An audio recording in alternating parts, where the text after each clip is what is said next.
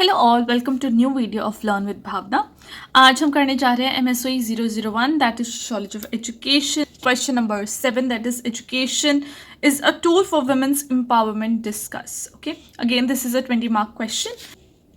Now this is section second question. Okay, तो यहाँ पे ऊपर सेक्शन सेकंड मेंशन कर दिया है। Now starting with the question 7 that is education is a tool for women's empowerment discuss. Now starting with the question, women empowerment का meaning क्या होता है ना? विमेन एम्पावरमेंट, उनको एम्पावर करना, उनको एक पावर देनी, दैट इज पावर और अथॉरिटी टू वुमेन। उनको इतनी पावरफुल बनाना ताकि वो अपना डिसीजन खुद ले सके, वो इतनी पावरफुल बन सके दैट वो किसी के ऊपर उनको डिपेंडेंट ना रहना पड़े।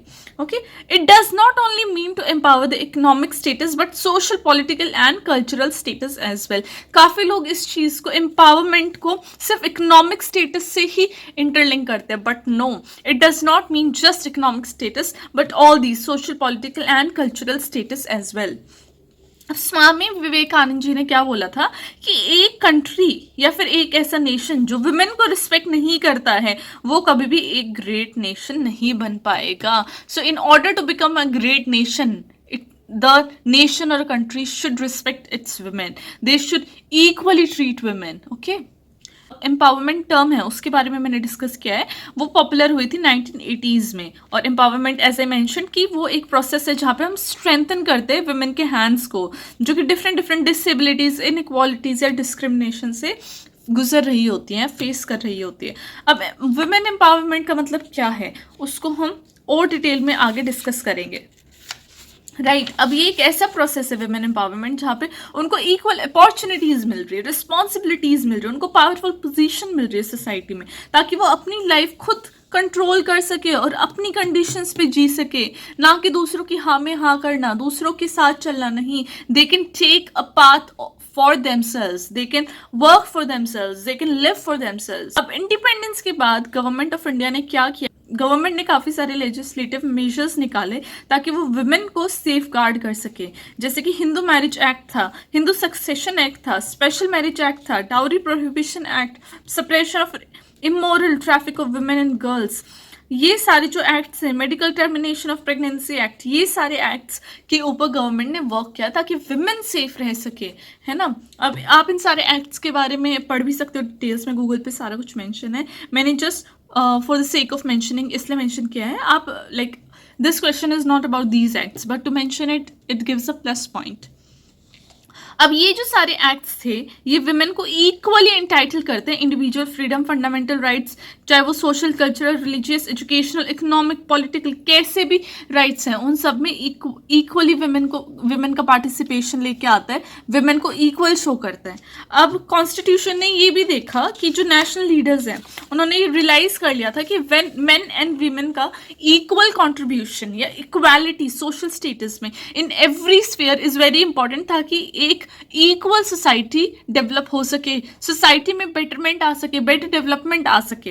अब 1975 को इंटरनेशनल ईयर ऑफ वुमेन घोषित कर दिया गया था।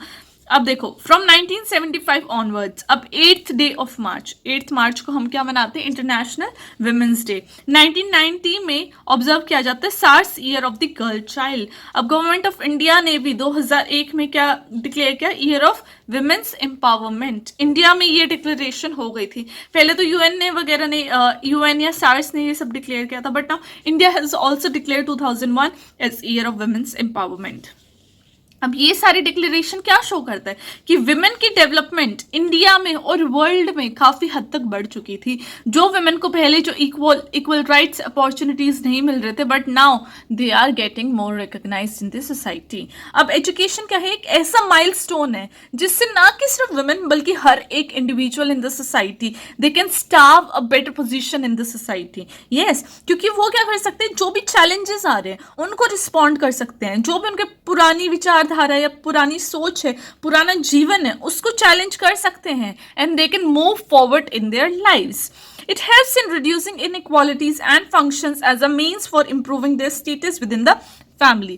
अब जैसे कि हमने पिछली सोशल मोबिलिटी वाले क्वेश्चन में भी बात की हुई है कि जो भी थोड़े से डिप्राइव्ड सेक्शन होता है सोसाइटी का, डजेंट मैटर वो क्लास है, कास्ट है, पर्टिकुलर जेंडर है ना, हर कोई एक इक्वल लाइफ जी सकता है थ्रू एजुकेशन, क्योंकि एजुकेशन बहुत सारे डोर्स ओपन कर देते हैं अपॉर्चुनिटीज के, and a person can live their life freely through education. अब काफी सारे मेजर इशू आ रहे थे गवर्नमेंट एंड सिविल सोसाइटी में, क्योंकि जो एजुकेशन थी वो वुमेन के लिए बहुत इंपॉर्टेंट रोल प्ले करता है, and also it helps in development of the country. तो हम एजुकेशन का जो पर्सपेक्टिव है या रोल है जो एजुकेशन का, उसको बिल्कुल भी निग्लेक्ट नहीं कर सकते, इग्नोर नहीं कर सकते। तो विमेन एम्पावरमेंट में भी एजुकेशन का एक बहुत क्रूशियल और इम्पॉर्टेंट रोल है। अब देखो, ये हमारे पंडित जवाहरलाल नेहरू जी ने बोला था, if you educate a man you educate an individual, but if you educate a woman you educate a whole family. You can tell the condition of a nation by looking at the status of its women, है ना। जो पीछे हमने बात की थी वही same बात अब पंडित जवाहरलाल नेहरू बोल रहे थे, सेम बात स्वामी विवेकानंद ने बोला था कि जब तक एक सोसाइटी में, एक नेशन में, एक कंट्री में विमेन की पोजीशन डाउन रहेगी, बैकवर्ड रहेगी, है ना, वहाँ पे इक्वालिटी नहीं होगी, डिस्क्रिमिनेशन होगा, तब तक वो एक सोसाइटी आगे नहीं बढ़ सकती है। सेम बात है पंडित जवाहरलाल नेहरू जी भी बोल रहे हैं कि अगर आप एक आदमी को पढ़ा रहे हो तो आप सिर्फ उस आदमी को ही पढ़ा रहे हो, but when you educate a female, when you educate a woman, then you are educating a whole family. अब विमेन एम्पावरमेंट कैसे अचीव किया जा सकता है? Adequate and functional education to women, ये प्रोविजन बनना चाहिए कि विमेन को प्रॉपर एजुकेशन मिल रही, ये क्रूशियल हो जाता है, चाहे कोई नेशन कितना ही रिच हो, पुअर हो या कुछ भी हो, बट जब तक उनके पास effective, efficient, educate and functional education नहीं है ना सभी सिटीजन्स के लिए, इधर इट इज अ मैन और वुमेन, तब तक उस नेशन की कोई इंपॉर्टेंस नहीं रहती है। तो एजुकेशन बहुत इंपॉर्टेंट है और एजुकेशन सबको मिलनी चाहिए विद इन अ नेशन। अब कोई ऐसा नेशन है जो अपने आप खड़ा नहीं हो सकता है ना, वो दूसरे नेशन के ऊपर ही डिपेंडेंट है, तो उसके लिए एजुकेशन बहुत इंपॉर्टेंट हो जाती है, क्योंकि एजुकेशन के थ्रू ही जो लोग हैं वो सेल्फ रियलाइजेशन में आते हैं कि वो क्या ठीक कर रहे हैं, क्या गलत कर रहे हैं, उनकी सोसाइटी में क्या चल रहा है, और ऐसे ही कंट्री की ओवरऑल डेवलपमेंट हो सकती है ओनली थ्रू एजुकेशन। क्योंकि एजुकेशन से क्या आएगा? लिटरेसी आएगी, इकोनॉमिक एम्पावरमेंट आएगी और सारी पॉजिटिव चेंजेस देखने को मिलेंगे। अब विमेन एजुकेशन की क्या नीड आ जाती है कि वो इसलिए है विमेन एजुकेशन इंपॉर्टेंट क्योंकि वो एक पर्पस देती है ऑक्यूपेशनल अचीवमेंट की, right. Without education there is no occupation. हमने पीछे भी जितने भी प्रोफेशंस हैं आज के टाइम में, एवरी प्रोफेशन नीड्स एजुकेशन, और इससे सेटिस्फैक्शन भी होती है क्योंकि वो सेल्फ अवेयर हो जाते हैं, उनको एक अंडरस्टैंडिंग मिल जाती है कि उनको वो अपनी लाइफ में आगे क्या करना चाहते हैं, एक उनका मोटो हो जाता है, एम हो जाता है कि we have to achieve this particular thing in our lives. ये चीज़ गारंटी नहीं करती कि एजुकेशन रूट बेस्ड या वुमेन स्ट्रगल को कम कर देगी या उनका स्टेटस इंप्रूव कर देगी सोसाइटी में, बट एम्पावरमेंट क्या सजेस्ट करता है कि ये प्रोसेस है कि वो उन पावर रिलेशंस को या फिर जो उनके साथ ज्यादती हो रही है उसको वो एटलीस्ट चैलेंज तो कर सकेंगे, और जो भी कितने भी रिसोर्सेज हैं या फिर पावर सोर्स हैं उनको वो अपने कंट्रोल में तो ला सकती हैं, है ना। rather than doing nothing, it is very commendable to do something for yourself. खाली हाथ पे हाथ धरे बैठने से तो अच्छा आप कुछ तो करो अपने लिए, ओके। अब काफ़ी सारी चीज़ें थी जो कि प्रोविजंस बनाई गई थी ताकि formal and functional education women को मिल सके। ये किस चीज़ के ऊपर बेस्ड थी कि education has been adjusted to be a viable instrument of change in the positive direction. अब एजुकेशन को क्या देखा गया कि जितने भी चेंजेस आ रहे थे पॉजिटिव डायरेक्शन में, उसका जो मेन एक फैक्टर था, जो मेन एक सोर्स था, वो एजुकेशन ही थी, है ना। अब जो फंक्शनल एजुकेशन की नीड क्यों थी विमेन के लिए? क्योंकि वो उनको एम्पावर कर सकेगी, ताकि वो एटलीस्ट पूछे तो सही कि भाई हमारी राइट ऑफ एजुकेशन क्या है, हेल्थ, शेल्टर, फूड, क्लोथिंग, इन सब की जो बेसिक राइट्स है, बेसिक नीड्स हैं, उनके लिए विमेन एटलीस्ट स्टैंड तो ले सकेंगे अपने लिए। अब अगर आप विमेन को एम्पावर कर देते हैं कि वो फाइट कर सके, जितनी भी उनके साथ डिस्क्रिमिनेशन हो रहे हैं उनके अगेंस्ट अगर वो फाइट कर रही हैं, तो वो एक ऐसी चीज़ असर्ट कर रही है अपने लिए जहाँ पे उनको राइट मिल रहे हैं और इक्वल ट्रीटमेंट मिल रही है with their main counter part. जितने मेन इंपॉर्टेंट एक सोसाइटी में उतनी ही फीमेल हैं। Now women can question that thing very well and they can stand for themselves. Now, it would enable the woman to take decision and accept responsibilities for taking such decisions concerning themselves. ना कि वो question कर रही हैं, but इस decision पे कि हम भी इक्वल हैं, we are equal to man, इन सब चीज़ों पे वो रिस्पॉन्सिबिलिटीज भी अपनी बहुत हद तक अच्छे से निभा सकते हैं through education. Next point is, अब वो उनको इकोनॉमिक पावर भी देगा। जैसे मैंने बताया एजुकेशन और जो आपकी जॉब है वो इंटरलिंक्ड है, तो उनको इकोनॉमिक पावर मिलेगी और इसलिए वो इकोनॉमिक ग्रोथ, एक नेशन की इकोनॉमिक ग्रोथ में कंट्रीब्यूट कर सकेंगी। It would empower the women scientifically through exposure to science and technological education for the challenges of the present technological age and information computer technology breakthrough unfolding worldwide. अब technological education भी मिलेगी women को, क्यों? वो science पढ़ेगी या फिर different स्ब्जेक्ट्स तक वो पढ़ेंगी और ज़्यादा फिर हायर एजुकेशन, हायर स्टडीज़ में भी, तो वो उनको टेक्नोलॉजिकली और साइंस स्ट्रीम में भी काफ़ी स्ट्रॉन्ग शो करेगा।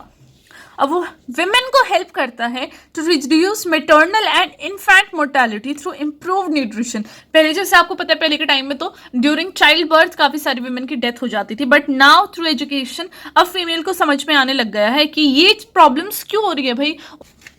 विमेंस के पहले बहुत ज़्यादा मिस कैरेजेस हो जाते थे या फिर काफ़ी सारी विमेंस की डेथ भी हो जाती थी। अब विमेन कैन फाइंड आउट कि ये चीज़ उनको प्रेगनेंसी में खानी है, ये चीज़ उनको कंज्यूम करनी है, ताकि वो इन्फेंट मोर्टेलिटी रेट कम हो सके, वो अपना इतना न्यूट्रिशन इंप्रूव कर सके ताकि वो अपने बच्चे को अच्छे से पैदा कर सके और आगे भी उसकी केयर कर सके। और ये प्रिवेंट करता है किलर डिजीज़ के थ्रू भी। अगर आप अच्छे से डाइट ले रहे हो, अपना ख्याल रख रहे हो, so you can live a very healthy life, healthy and long life. It would avail women कि वो उनको ऐसे अपॉर्चुनिटीज़ मिल सके ताकि वो sophisticated politics and even in government में भी एक कीन रोल, इंपॉर्टेंट रोल प्ले कर सके। विमेन के लिए जो एजुकेशन थी वो ब्रिटिशर्स के टाइम पे ही काफ़ी हद तक आ गई थी। ब्रिटिशर्स ने वो एक ऐसा सीड डिप्लॉय कर दिया था कि women were now wanting to study further, now they want to go to school, they want to study and they want to learn new things। अब कंट्री में क्या आ गई थी? भक्ति मूवमेंट। भक्ति मूवमेंट के टाइम पे क्या आया था? कॉलोनियल इंडिया में विमेन ने एजुकेशन के लिए ये मूवमेंट स्टार्ट की थी। They wanted to study, they wanted their country to be literate. अब इससे क्या हो गया था कि years with coming years and going years India का जो एजुकेशन सिस्टम था वो काफ़ी स्ट्रॉन्ग हो गया था, बिकॉज वुमेन एम्पावरमेंट काफ़ी हद तक बढ़ चुकी थी। अब वुमेन एम्पावरमेंट कब इंट्रोड्यूस हुई थी? इंटरनेशनल वुमेन कॉन्फ्रेंस में एट नायरोबी इन 1985। ये कहाँ पे है नायरोबी? ये है अफ्रीका में। It is a capital of Kenya. तो यहाँ पे फर्स्ट टाइम वुमेन एम्पावरमेंट जो टॉपिक है या फिर जो टर्म है वो इंट्रोड्यूस हुई थी और एजुकेशन को एक इम्पॉर्टेंट टूल देखा गया था वुमेन एम्पावरमेंट अचीव करने के लिए, क्योंकि एक ही जिसके through women can confront the challenges, they can confront their traditional role और वो अपनी लाइफ में कुछ चेंज लेके आ सके, एक पॉजिटिव चेंज ला सके। इसलिए हम एजुकेशन का सिग्निफिकेंस कभी भी नहीं भूल सकते in reference to women empowerment. Even आज के टाइम पे जब वुमेन अलाउड नहीं होती that they should go outside their homes even, तब women of today want to be educated, they want to study furthermore so that they can contribute in the society, they can work, they can earn for their well-being and also for their kids। तो education का आज तक भी role बिल्कुल भी कम नहीं हुआ है in today's society as well, in fact बढ़ता गया है। और इंडिया भी एक सुपर पावर बन सकती है कब? जब इंडिया अपनी वुमेन को, अपनी कंट्री की वुमेन को इक्वली ट्रीट करे, हर एक वुमेन इंडिया में एजुकेट हो सके, तभी इंडिया एक सुपर पावर कंट्री बन सकेगा। अब वुमेन एम्पावरमेंट क्या है? एक ग्लोबल इशू है, ऐसा तो है नहीं कि इंडिया का ये इशू है, ये it is all over the world. और उसके लिए क्या इंपॉर्टेंट हो जाता है कि विमेन पॉलिटिकल राइट्स की हम बात कर सकें। अब concept of women empowerment was introduced in international women conference Nairobi. तो ये चीज़ आप ध्यान से ये लिखना है, मैंने इस पॉइंट को फिर से मेंशन कर दिया है। और ये फंडामेंटल राइट्स भी इंपॉर्टेंट हो जाते हैं ताकि वुमेन एम्पावरमेंट आ सके एक कंट्री में, क्योंकि फंडामेंटल राइट्स इंश्योर करते हैं कि लॉ के सामने हर कोई इक्वल हो। इट प्रोहिबिट्स डिस्क्रिमिनेशन, कैसी भी डिस्क्रिमिनेशन नहीं होनी चाहिए, whether it in terms of education और any other basic needs of a individual. अब रिलीजन, रेस, कास्ट, सेक्स और प्लेस ऑफ बर्थ, इन सब के अगेंस्ट डिस्क्रिमिनेशन ना हो, इसलिए फंडामेंटल राइट्स बहुत इंपॉर्टेंट हो जाते हैं। अब देखो मैंने कुछ आर्टिकल्स मेंशन कर दिए हैं, जैसे आर्टिकल 21A है, ये बोलता है भाई free and compulsory education to all children age of 6 to 14 years. अब आर्टिकल 14 के बारे में भी ऐसे ही बोला है कि every person can have a right to work. अब आर्टिकल 45 क्या कह रहा है कि provision for free and compulsory education ये थोड़ा थोड़ा सेम ही है, बट इसमें क्या है, एज फैक्टर आ गया, यहाँ पे एज फैक्टर नहीं है। अ promotion of educational economic interest of SC ST and other weaker sections, ये हमारा आर्टिकल 46 बोलता है। तो यहाँ पे ये सब आर्टिकल्स हैं जो जो इंश्योर करते हैं कि कोई भी कैसे भी तरीके की डिस्क्रिमिनेशन ना हो विद इन द सोसाइटी। अब लास्ट में nothing else, I have just concluded the whole question. इसमें मैंने सारे इंपॉर्टेंट पॉइंट्स मेंशन कर दिए हैं। I will just pause a little bit here so that you can take a screenshot. अब next page पे भी ये सेम कंक्लूजन का ही पार्ट है। बस यही था मेन जो इस क्वेश्चन में था। बाकी अगर आपको कुछ ऐसे पॉइंट्स हैं जो आप मेंशन करना चाहते हैं तो वो भी आप मेंशन कर सकते हैं विद मोर एग्जांपल्स। आप एग्जांपल्स जितने ही दो इतना ही बेटर है, क्योंकि sociology is all about society and you can give as many examples as possible. तो आज के लिए बस इतना ही। I will now come with next question, the last question of MSOE 001। उसके बाद ये वाला असाइनमेंट कंप्लीट हो जाएगा, फिर हम नेक्स्ट असाइनमेंट करेंगे। So you can comment down कि आपको नेक्स्ट असाइनमेंट कौन सा चाहिए, MSOE 002 या 003। उसके according I will make videos on that. इसी हार्ड वर्क एंड डेडिकेशन के लिए do like, share and subscribe to my channel and bye bye, take care.